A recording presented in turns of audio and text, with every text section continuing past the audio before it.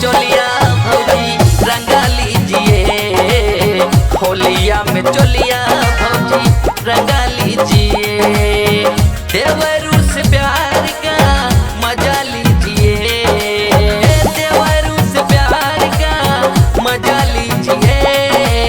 होलिया में चोलिया भौजी रंगा लीजिए, होलिया में चोलिया भौजी रंगा लीजिए।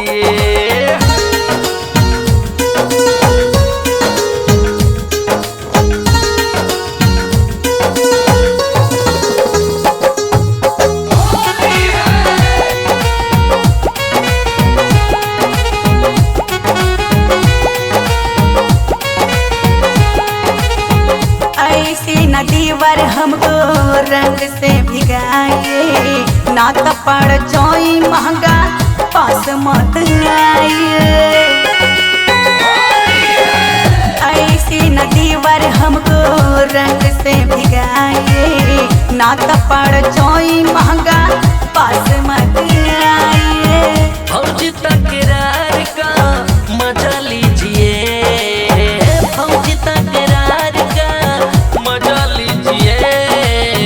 होलिया में चोलिया भौजी रंगा लीजिए, होलिया में चोलिया भौजी रंगा लीजिए।